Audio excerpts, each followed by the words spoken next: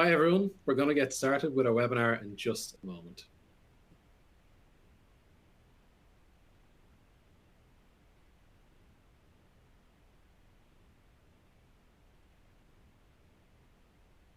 Okay, I think we'll get going. I'm Danny. I manage our customer success team for Greenhouse in Dublin, and I'll be your host for today's discussion, Innovative Global Hiring Strategies for 2022. Before we get started, I just have a few housekeeping items to ensure everyone has the best viewing experience possible. So depending on the size of your screen, you might need to scroll or zoom out to see the entire On24 console, which includes several ways for you to engage with us today.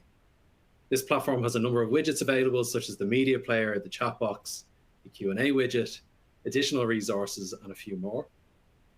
So I hope you've all got the chat box feature on your home screen so that we can discuss today's themes and topics along with the speakers. Please ensure that JavaScript and cookies are enabled so that you're able to view the video. Connect to audio using your computer. A phone line is not supplied for today's webinar. All of your lines will be muted to avoid background noise. For any tech-related issues, use the Q&A box within your console, and one of our producers will help. Also, we encourage you to join the conversation by chatting with the other webinar attendees via the group chat. And lastly, today's webinar is being recorded, and we'll share it out via email within the next few days. Cool. Today, we'll be kicking off with an introduction to our speakers. Then we'll move on to a group discussion. After that, we'll take a quick attendee poll and share some additional resources before answering the questions that all of you have added for us to answer. So before we dig into the content, I want to let our panel introduce themselves and tell us a little bit about their roles and companies. I'd also love to hear where you're based. So are you remote, in office, or maybe a hybrid of both? Meredith, we're going to start with you. Great. Hi, thanks, Danny. I'm Meredith Haberfeld. I am founder and CEO of ThinkHuman, a leadership development and manager training company. And we are based, distributed across the globe. So we are without an office by design from our origination and are spread across multiple continents. Mark, would you like to go next? Yeah, cool. Thank you. Hello, I'm Mark Douch. I am the talent acquisition manager for Europe here at HiBob. We are about 450 people globally now. Busy year, going to grow to about 800 people by the time we get to the end of the year. Offices in Tel Aviv, London, New York, Amsterdam, and Sydney. And I guess maybe I'm breaking the mold today. I'm in the office. We have a hybrid working model here. Generally look for people to spend a couple of days a week in the office. And yeah, today is one of those days for me. So yeah, great to be here. Thanks, Mark. And Amy, do you want to round us out? Yes, hi. Nice to see everybody on camera again today. I'm Amy Farrar. I am the Global Director of Talent Acquisition for Glassdoor. We are a global company, but our headquarters are in San Francisco. I am remote myself. I live in the suburbs of Chicago. We do have an office available for me to go to into Chicago, but if anybody's familiar with Chicago winters, I am choosing to work from my home office. That's a great choice. Well, thank you all. It's really great to be here with you today, and I'm looking forward to this conversation. So just to kind of set us up for today, we know that most employees and job seekers are looking for or are open to accepting a new job over the next 6 months. It's 84% to be exact. But according to the research that Greenhouse has conducted, the tight labor market and continuing need to fill open roles has allowed candidates to become more selective and more demanding about the recruiting experiences they encounter. Greenhouse's candidate experience report found that over 60% of candidates aren't impressed by traditional recruiting processes and are pressuring employers to create more modern experiences. Candidates who run into delays in applying, slow recruiter response times, inconsistent feedback, or ghosting are quick to move on. It does seem like the Great Rehiring has created an unprecedented market for talent. Today's discussion will provide insights into the most effective ways to tap into the right people for your business, from sourcing to interviewing to onboarding, as well as sharing hiring trends that we've seen and how you can tap into them to reach your hiring goals. And with that, we'll jump into our first panel question.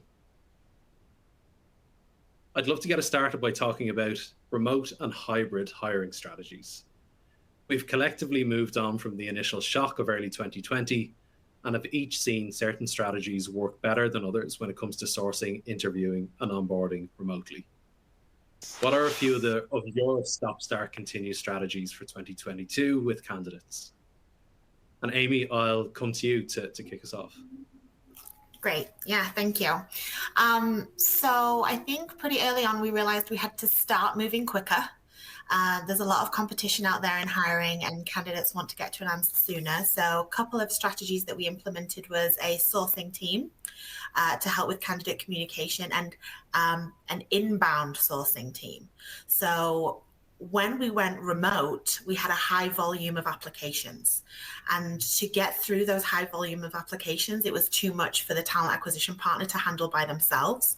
So we created an inbound sourcing role that would help get through those applications, go to the phone screen stage and get those interviews with the hiring managers set up so that we were reducing that time between application and next steps and a decision being made. Also, we stopped having such lengthy interview processes. So we reduced the amount of time that's between the interviews. We're more flexible. You know, you now that we're remote, you don't have to have the interview back to back to back to back, meaning you needed like 4 hours out of your workday. You could have a couple of meetings on a Tuesday and then a couple of meetings on a Thursday. So it was more flexible for the candidate and made the experience more collaborative. You know, this is not just an opportunity for us to decide, are you the right ad for our company? But it's also the opportunity for the candidate to decide, is this the right move for me next?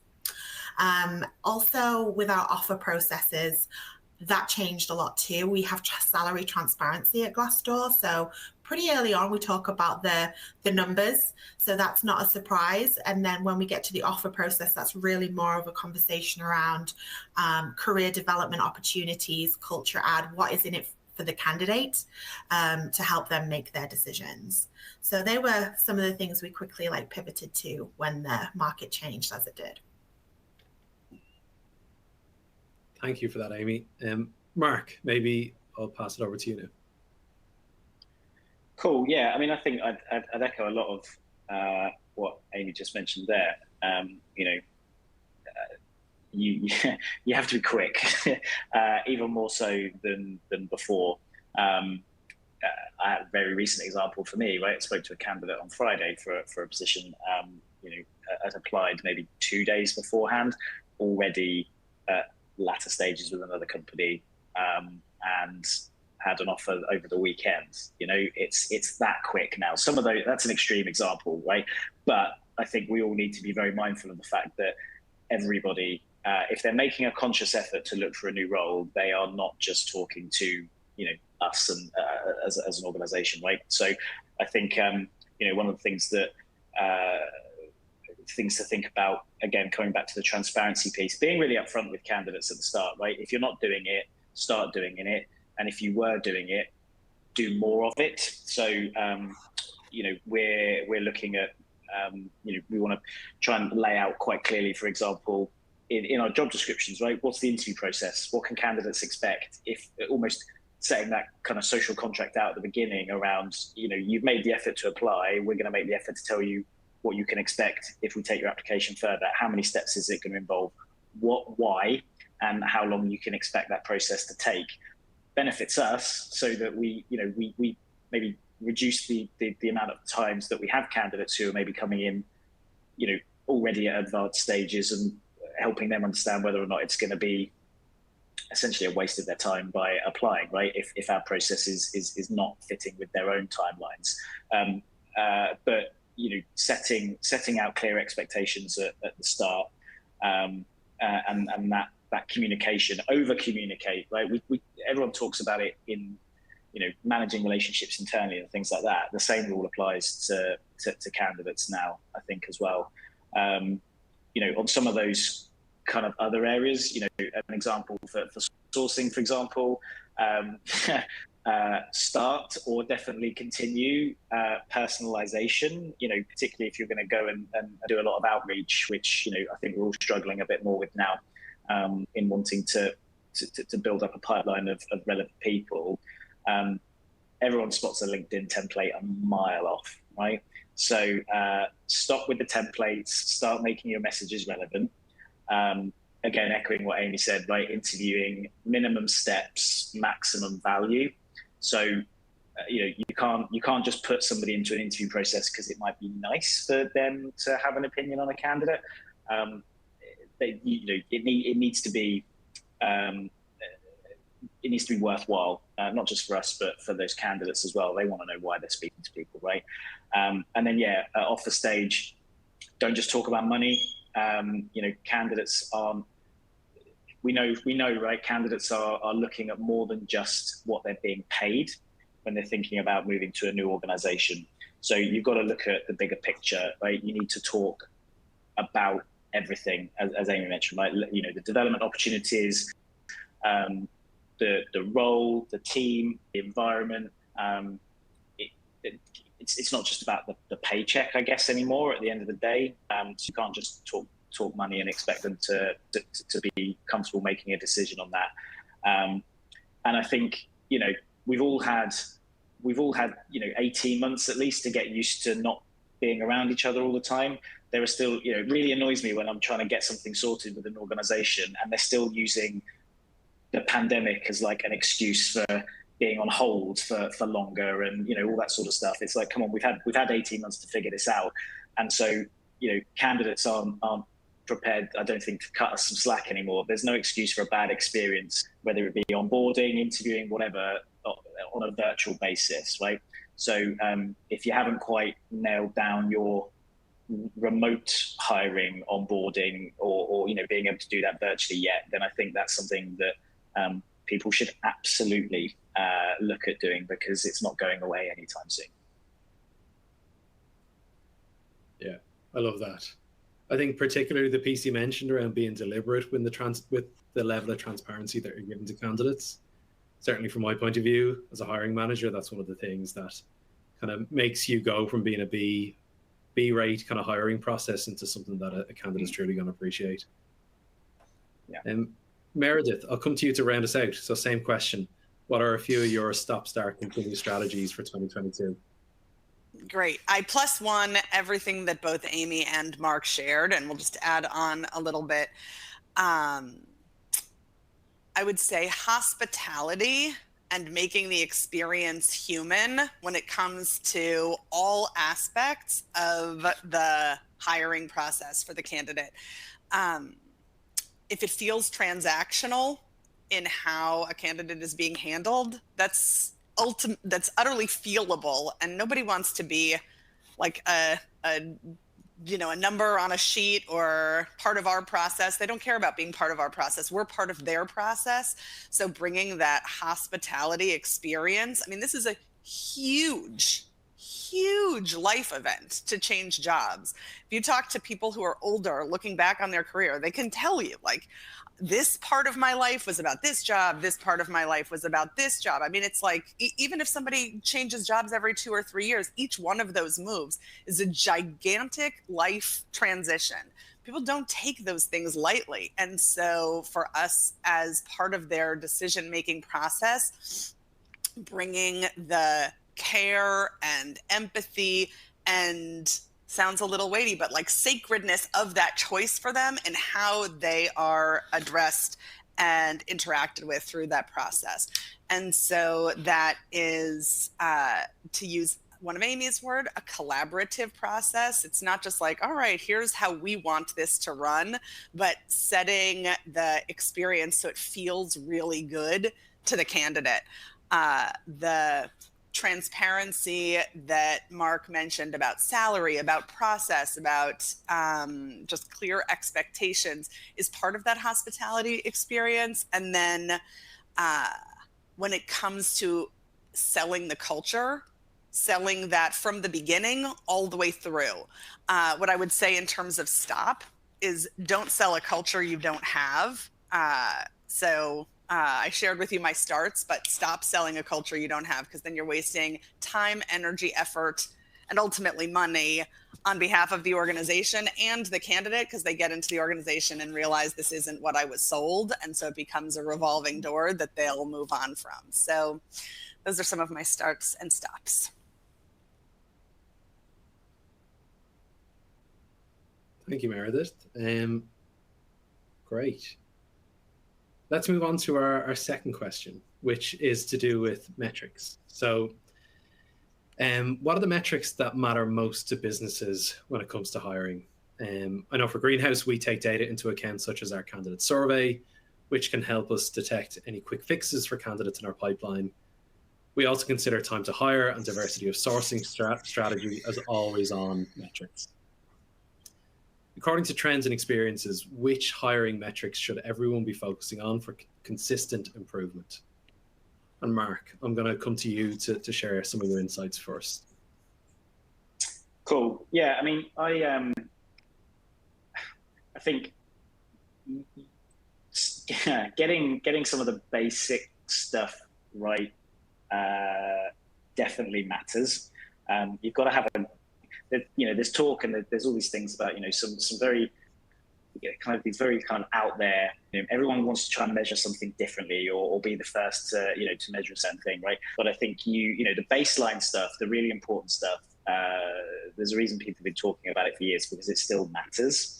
I think one of the things that has a bit of a debate is quality of hire. Everyone talks about how do we measure the quality of the people that we have. I think that's important to measure. There's a couple of ways that you can do that. So a base level, a very rudimentary percentage or way to measure it is the percentage of your hires that are still employed with you after 6 months, say, right? So it gives you an indication of, coming back to some of the points before, are you mis-selling your culture, for example? Are you not assessing people in the right way against the positions you're hiring them for? So it gives you an indication as to maybe where you need to go and look at some of the underlying problems there. Obviously, if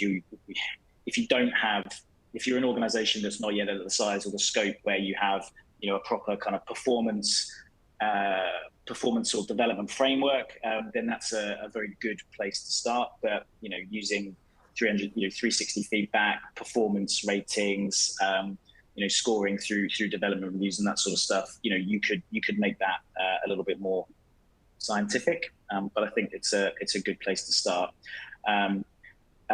DEI, diversity of sourcing is a really important one. I would echo that.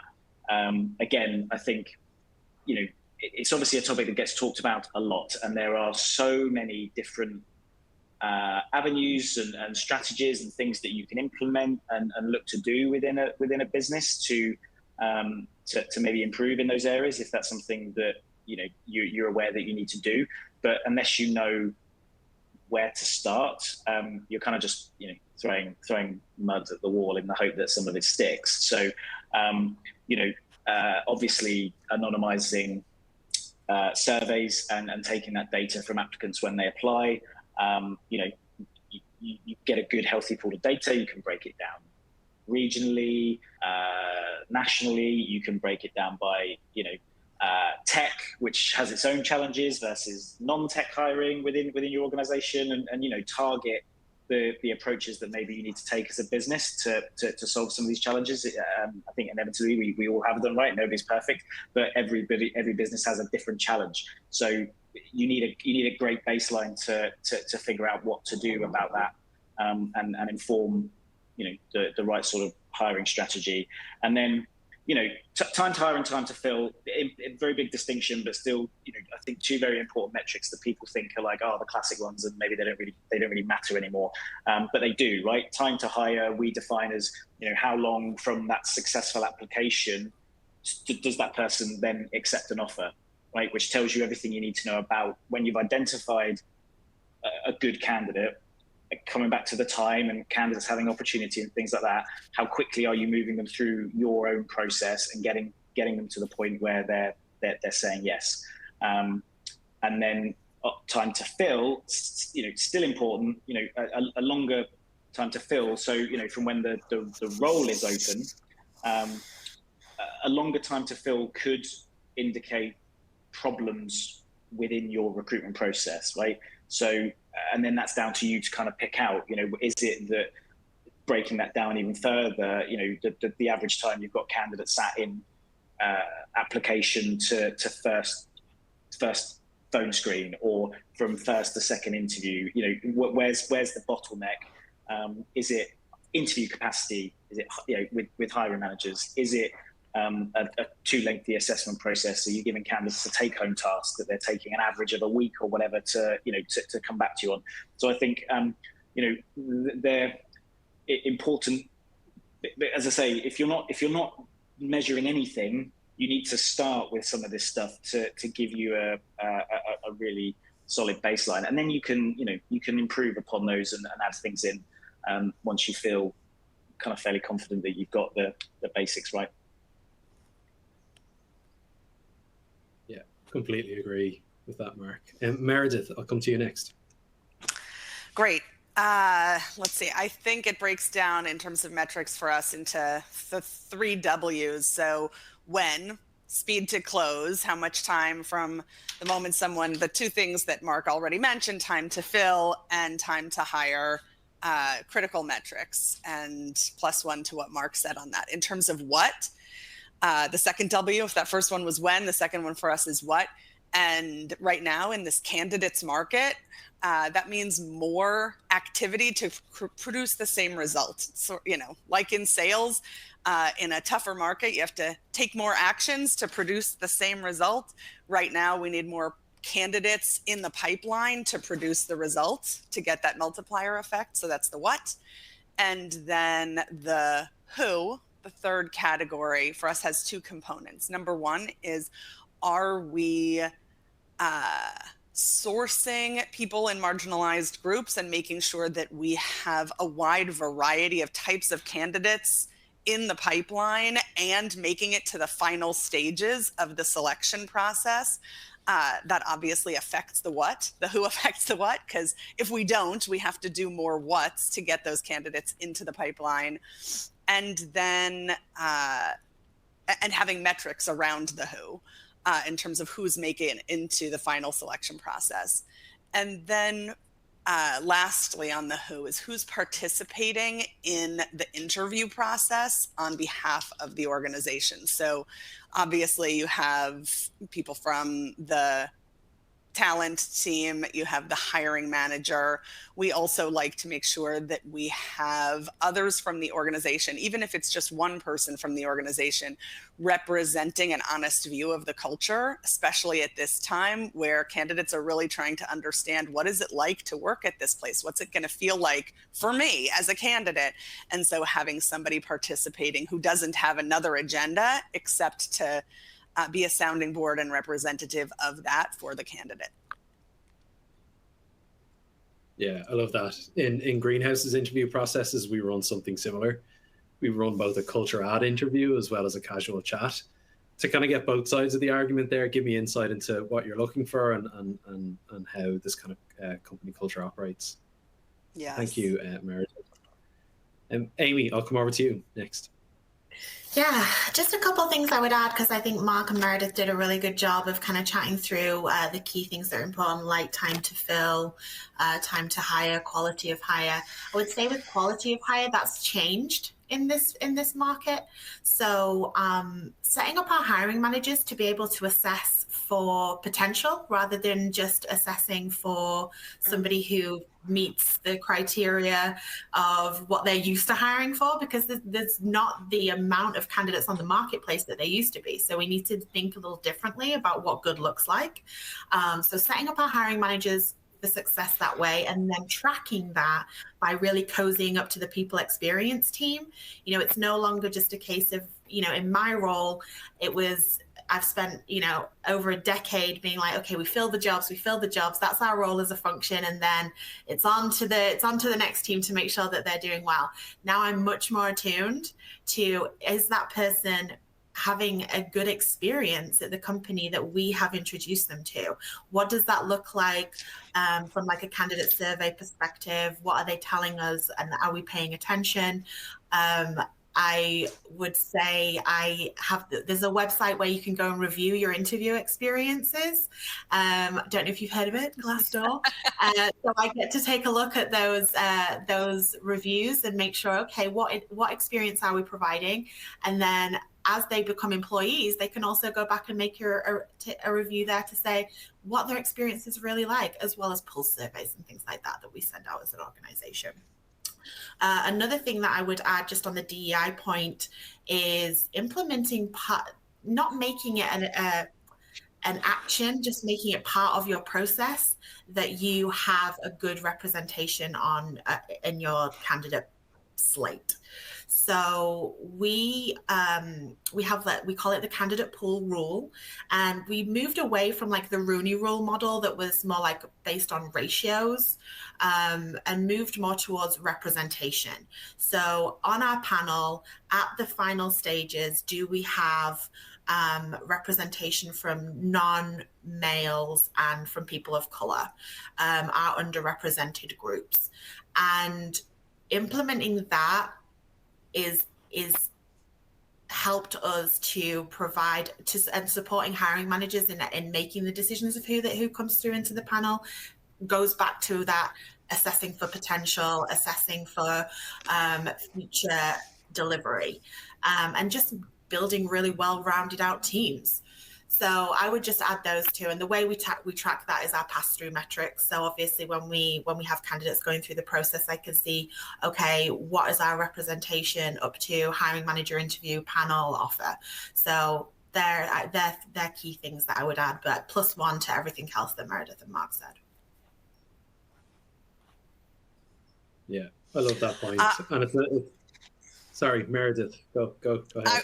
I was just going to add, you prompted a thought on my part, Amy, when you said about representation, that I think this isn't related to metrics, but it's related to having representation be meaningful, which is, I think, hiring managers also need some expectation setting and training to not be looking for people like themselves, because you can have representation in the pipeline, but if their orientation continues to be, I love this person, they're just like me and my team, you're going to keep building out more of what you already have. So setting expectations with hiring managers about that. Sorry for jumping in on you, Danny. All good. Great point. I'm actually going to continue that DE&I focus with the next question. So there's obviously been a lot of changes to the way that we work in the past couple of years, especially in the space of inclusion, and connection has become more important than ever before. From ERGs to self-expression, and cultural considerations, accessibility, working parents, and others. We found transparency to be key here at Greenhouse. We do a lot deeper discovery with candidates' aspirations, and to try and set them up for success in terms of our career ladders. So I'm wondering, what have you seen that matters most to candidates, especially when it comes to company culture and DE&I? And Meredith, would you like to share how ThinkHuman considers a top-down approach to supporting DE&I? Sure. I think I'll come back to the D part, the diversity piece, and I'm going to start with the I, the inclusion. We already touched on it briefly about the revolving door that can happen, where you get a wide variety of candidates in the door. but they don't. And there's a ton of data on this, that organizations have invested an enormous amount of organizational effort and energy, and ultimately money, to bring in new types of employees who ultimately are like, wow, my voice is not heard here. I don't feel like I belong. This is no longer the place for me. And that door revolves. So the first thing is, I think, as an organization, you have to be doing your own inclusion work, which happens at many levels. That's not just doing some trainings in the organization on unconscious bias and training for managers to have an inclusive lens, although that too, I'm not downplaying that at all. Those are important pieces, but also real OD work at the leadership level on the systems and processes that are baked into our organizations, in spite of everybody's, good intentions. I'm not saying it in a way to vilify anybody, but the more you start looking under the hood, the more you see the invisible systems and processes that reinforce oppression baked into organizations that would have somebody not want to stay. So being really at work doing that OD work, and that's at the senior leadership level. Then at the manager level, making sure that every people leader is not just doing like, oh yes, I did my one anti-bias or DEI training, but they're really in their own inclusion journey. Because you get somebody in the door, they're interacting with your systems and processes, they are interacting with their manager. And if those things are not reinforcing on an ongoing basis, this being a place that they feel like their voice is heard, that there's real development opportunity for them, that they feel like they belong, and that their distinct perspective is celebrated and appreciated, then all the efforts on the D side of diversity are for naught. So I would say the real focus right now should be on the inclusion piece to make that front end diversity work and representation work matter. Then on that end, we already touched on some of the things to be doing. I really liked, Amy, about how you said the focus is just, do you have representation in that final selection pool? I would say candidates are also looking to see, am I already represented in this organization? Who am I meeting with on my interview panel? Who am I speaking to? And who are the people that I see in leadership? And that is that's impacting a candidate's decision. Do I feel like I'm going to be included in this organization based on the experience that I'm having? So those are some of my initial thoughts. And Amy and Mark, look forward to hearing yours. Yeah, let's bump over to Amy next. Yeah, I totally agree. There needs to be representation and inclusion in an organization to attract the candidates to want to be there.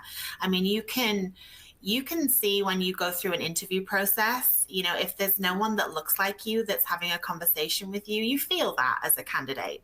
And I've definitely been, and happily so, prompted to pull up org charts in interviews to be like, show me like who's the leader, what the leadership team looks like in this space. And I think it's great that candidates are challenging that and putting companies on the spot to say, what are you doing about these things? I mean, we do operate in a world that has, had historic disenfranchising of these candidates. And so now it's our responsibility as leaders in this generation to try and work on some of that diversity debt that's in play, and it's not going to be solved overnight. There's not one. I don't think anybody's got the secret sauce to say like, okay, this is how we do it. It's about looking at every piece of the process and being inclusive in that piece. And if you look at every little step individually and be thoughtful about that piece, then hopefully you're going to get to the end of the process and you're going to have a really great workforce with lots of different opinions and experiences. And that's the goal, right? It's about having teams that are well-rounded and that represent the market that we're trying to appeal to. You know, it's not just doing it for the sake of it, it's doing it because it makes business sense. And so offering those opportunities, and again, you know, much more aligned with the people experience team, the ERGs. You know, I'm actively involved in our ERGs from a hiring perspective. I want to hear from underrepresented groups what's important to them, and have that influence our hiring process. And Mark, I'll jump over to you to round us out. Yeah, cool. I mean, I think you know, lots of like really important, and yeah, agree with everything that's already been said. I think that's like a common theme through this through the webinar.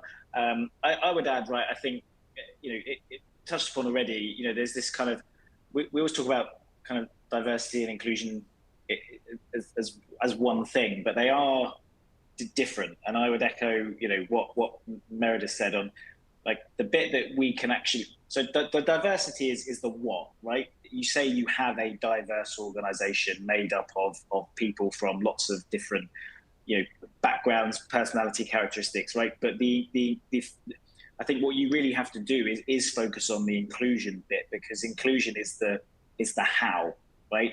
You say you want to build an inclusive culture, which then by, you know, kind of definition will create that diverse workforce and that kind of diverse working environment, right?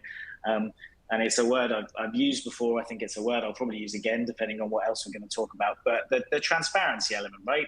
So I'm not going to plug Bob, but, you know, from having a platform that enables you to do that, I think is key. You know, for organisations, you know, like ourselves, right? We drink our own Merlot. Of course, we use Bob. But if I log into my homepage, right, it's very open. You know, there's stuff. I mean, I'll show you. There's stuff in here. You know, it says our people, right, and it's demographics based upon what people have told us about themselves when they join. So, and people see that through the pre-boarding stage as well, right? So if you've accepted an offer and we send you a link to say, hey, look, you know, tell us a bit about yourself in preparation for your first day, like, you will do that, and it says, hey, look, like, here's some of the people you'll be working with when you join, you know, pictures of who they are, the roles that they work in, and then this sort of information, you know, our male to female gender split, how many of our employees are parents, you know, the likes and dislikes that people have and things like that. So, you know, it kind of, again, I think if you can't, people maybe think, oh, well, you know, our numbers aren't going to look that good, so maybe we shouldn't share them. Like, no, of course you should, because then it holds everyone accountable to the fact that there is work to do, right? And the only way you're going to start to look at ways you can change it is if you don't, sounds a bit harsh, right? But if you don't bury your head in the sand about it and kind of think, oh, well, it'll sort itself out, it won't. And candidates will rightly want to, as Amy said, right, they'll ask those questions. I've you know, shown people, talk people through our org chart in interviews, and, you know, some of these stats, right? I'll say to people, hey, look, if you want to know, 44% of our employee base are female, and you know, we've got 30% of people who say they're parents, and think, you know, the candidates want to know, and if you don't tell them about it, they think you're hiding something. So it's far better to be, nobody's perfect. And I think you have to be open to maybe admitting where things aren't where you want them to be, but also then be able to talk about what you're doing about it, right? So to give people the confidence that, you know, you're at least thinking about it as an organization, which is, yeah, I guess, you know, linking back to the thing. I'll plug Bob, I'll plug Glassdoor as well, right? You know, if you aren't talking about it, or candidates don't get the sense that you are aiming to be or want to be, you know, focused in on inclusivity, and they don't, or you hire them, and you know, like Meredith said earlier, the culture doesn't match with what you've sold. Candidates or employees will tell other people about it through the reviews they leave on places like Glassdoor. So if you don't if you don't tell other people about it, the candidates will. Yeah, I think that I think there's one more thing I just want to, that you're making me think, Mark, that if an organization is not prepared to evolve its culture right now, all of the work in this category is for naught, because the culture can and should be evolving as we bring in different voices into all layers of the organization, and their voices are really heard. That is culture changing, and hopefully is done in a really positive way. So if an organization is gripping, like, this is our culture, we want to hold on to our culture, okay, there can be core values that are kind of pillars around which the organization wraps.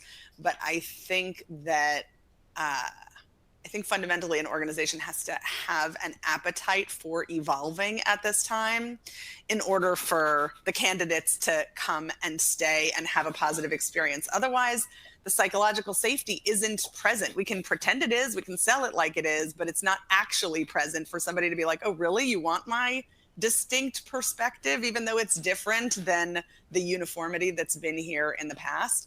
So I think as we're focused, it just brings the attention back to what it takes to create an inclusive environment, and where, as organizational leaders, we need to have our attention. I totally agree with that. That's honestly, thank you all for incredibly insightful answers for that question. I think you've got my cogs turning, and I hope each of the attendees here today come away with a bunch of ideas as well.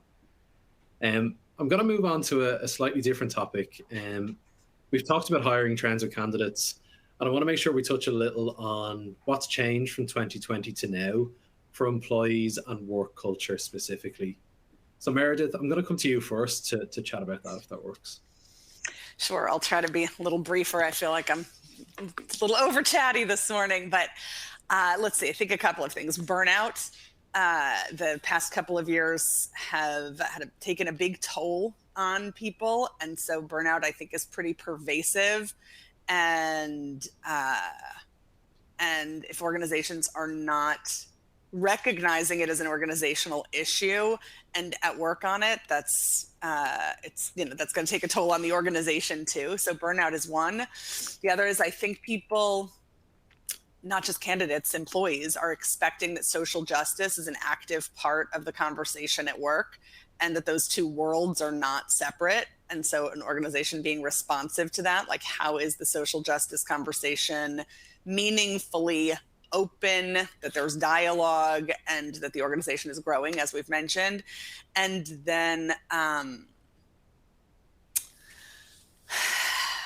think we're moving to a world that even if people are W-2, in a U.S. environment, like full-time employees, that there's more of an experience that I, as a employee, can move where I want to go, and then there's an equal value exchange, not like I am beholden to this power dynamic of employer and employee.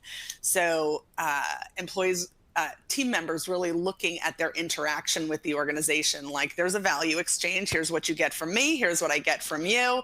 And even when people are a W-2 employee, that there's more of a dynamic that's like, I'm an agent in this equation, you're an agent in this equation. And how is that value exchange working? And then the last piece is that I see as different is just how we're creating connection, like honest, real human connection in this new hybrid environment. We're 2 years plus into a very different world, and we're still really experimenting with how to have people feel that human connection and how to have that be alive. So those are a few. Yeah, I love that. Mark, I'll come over to you next. Yeah, I mean, I think we've all, Meredith said, right, everyone's trying different things. And I think the important the important kind of big message, I think, is to, for organizations to do what works for them. right? And every organization is different. They have employees, it's centered around different fields. Technology, for example, right? There's always been I think software engineering is one of those areas where there was an openness, or maybe out of necessity to a certain degree to be more open to hiring people remotely, even before COVID. There are other environments, big contact centers, for example, where it's always been everyone needs to be in the office. The working environment that comes out of COVID for different skill sets is going to be different. Companies have different people doing different jobs in every part of the business, right? There may not be a one size fits all for even within the same company, and I kind of think that's okay. Like I don't think people should. I'm saying, don't worry about it. It's important, but just ask your people. I think what is it that your employees want? How would they like to work? How much time do they want to spend with their colleagues? How much time would they like to spend at home or remotely? And do your best to come up with something that meets the needs of the people that work for you. Because if you don't, or you try and I think we've all seen news articles recently about certain organizations that are kind of saying, no, we're all going back into the office, or everyone has to come in for this period of time, seemingly done without much or any consultation with their employees, and it's backfiring. So I think the big thing is just involve everyone in whatever you decide that you're doing. Like Mona says, everyone's still trying to figure it out. I don't think there are many organizations that have said they've knuckled this 100%, but the partnership between the organization and their people, and kind of almost like developing that new social contract together, I think is the key thing. Yeah, I'd love to keep talking about this great topic, but we are slowly running out of time. So I'm going to move us along a little bit. Amy, we're going to jump back in and get your thoughts once we get to the Q&A at the end, if that's all right. Genuinely, thanks so much to all of you for sharing those fantastic insights. Before we move into the audience Q&A, we did get some great questions from the attendees that we want to dig into. I'd like to conduct a quick poll, so just to see who would be interested in learning more about Greenhouse, as well as our webinar partners, ThinkHuman and HiBob, can help your company reach your hiring goals in 2022 and beyond. You should all see the poll appearing on the screen now.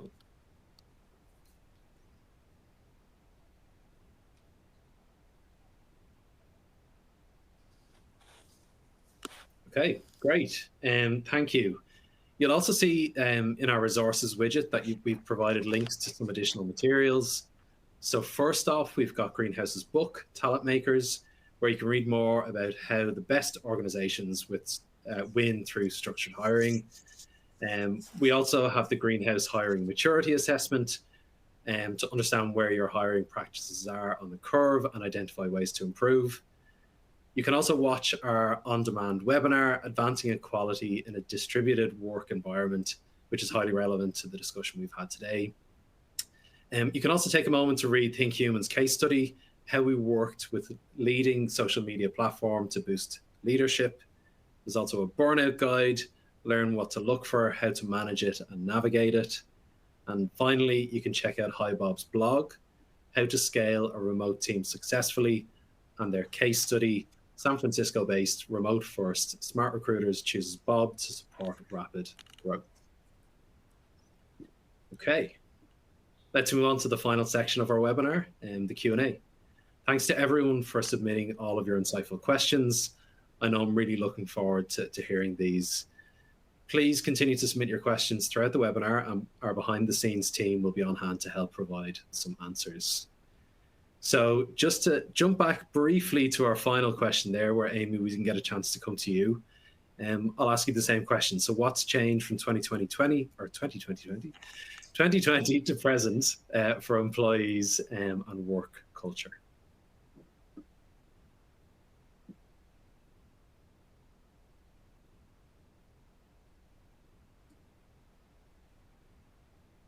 think we're having issues with your audio, Amy. Oh, are we there now? Yes. Great. I just would echo everything that Meredith and Mark said, but I would really focus in on that burnout piece. I think over the last 18 months, it's really taken its toll on everybody as a society in terms of what we've been through collectively. So a couple of ways that we addressed that was company holidays. So twice a month, we shut the entire company down to give people a break. And their days, you're not going to get Slacks, you're not going to get emails, you really are going to be able to disconnect because the whole company is off. Really empowering people to balance their time. So no longer, you're not in an office, you're not tied to a train timetable. So if you are somebody who prefers to work early in the morning or somebody who prefers to work later in the evening, you have the freedom to do that, and you can fit it around your family needs. I think, remembering when the schools were all closed and there was literally families of people just trapped in their house for months on end, really gave companies something to think about. Like, okay, family is first, and that should stay that way. And I'm glad that we learned that lesson as we went through the pandemic. And then another piece for Glassdoor is that we have a work where you want policy. So as I mentioned, I'm in the Chicago area, but not a huge fan of the commute into downtown. So I want to work from my home office, and that's perfectly fine. But I do realize that there's people out there that like to go into an office, and that's perfectly fine too. Or like Mark mentioned, some people want that hybrid where they're in the office a couple of days a week and then they can work from home. That's fine too. Really focusing on that balance. And I feel like being in TA for as long as I have, I've heard that term work-life balance a million times, but now we're really moving towards being equitable in our lives. We should be striving to work to live and not live to work. And I think the pandemic has taught us all those lessons, and we've made adjustments accordingly. Awesome. Yeah, as a former Glassdoor employee, I can +1 everything you've just said. It's a brilliant program that you guys have over there. So thank you for that, Amy.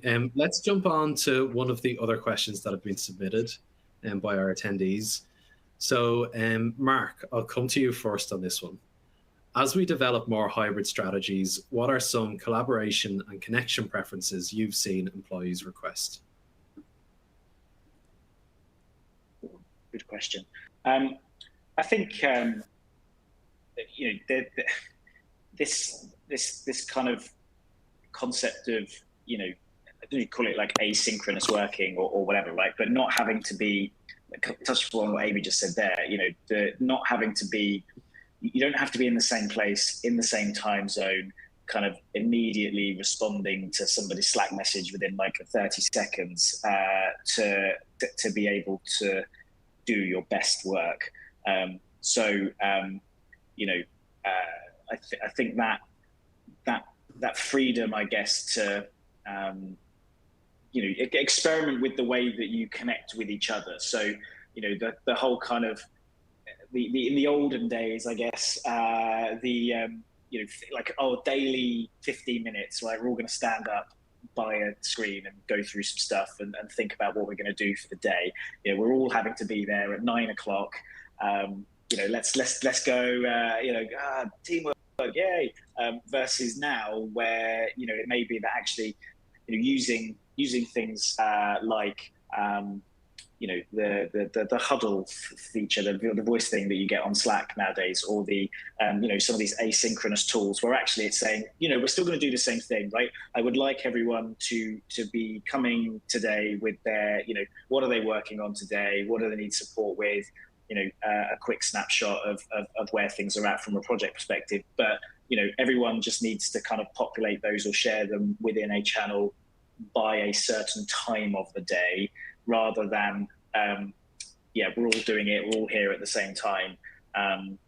Looking at that asynchronicity about how people go about their day, I think is one of those things that I'm seeing a lot more of. But again, I think just comes back to the understanding, again, like Amy mentioned, of that there's that, it is about that balance and the understanding that actually that does actually mean something nowadays. And if you're going to talk about it, you know, kind of put your money where your mouth is. And I think employees are actually employees feel much more, you know, this whole thing is, I think, comes to a word of empowerment, right? Employees feel much more empowered about being able to make these sort of requests of their employers, because quite frankly, if you're not listening, they'll just go and find somebody else that does. Yeah. Agreed. I think this could be the wrong thing to say as we're wrapping up here, but I'm just, as I'm listening to you, Mark, I'm thinking back to 5-10 years ago. People talked about like, oh, millennials are so entitled. I don't believe that, by the way, but millennials are so entitled because they expect to be happy at work. They expect to be engaged and empowered. And it was like, all right, it took a few years for kind of the work world to adjust to no, that's actually a positive evolution at work, that people should thrive at work and feel engaged, connected, belong, and that's not something to be mad about. That's something to, like, a positive thing to embrace. And I think we're at a new moment in terms of employees / team members being emboldened about, like, my expectations of my workplace are increasing. And in terms of how I feel respected, honored, my time boundaries respected, and that's another positive evolution in capitalism and the work world. It may require adjustments, and it does require adjustments and changes in how we get work done, but I think really positive changes. I think about that, I don't know, Danny, is there a moment for me to say one more thing about collaboration, or do we need to move on? Yeah, we got about a minute. Okay. Well, then let me make space for Amy. Sorry. Amy, go ahead. No, I would plus one to everything that Mark and Meredith have said. I think we're all on the same page here. If you have a final thought, I'm happy to give you my minute. All right. Well, I was just going to say that I think that one of the things that has been leading to burnout, there's many, this is certainly not the thing, but one of the things that we've seen is burnout around the expectation of urgency at work. Like, something goes into Slack, you have to respond to it right away. Like, oh my God, it's there, I have to respond. And then also death by meeting, where because people are in all different environments, in different places, across different time zones, in order to get work done, it's like, okay, let's get into this 1 hour meeting.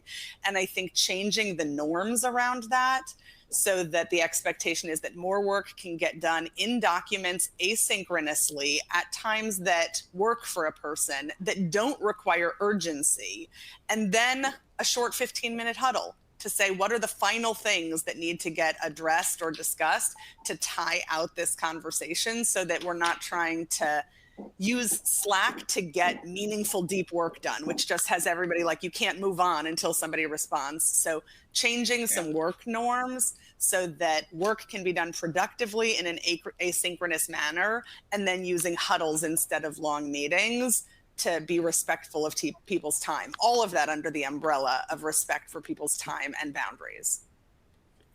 100%.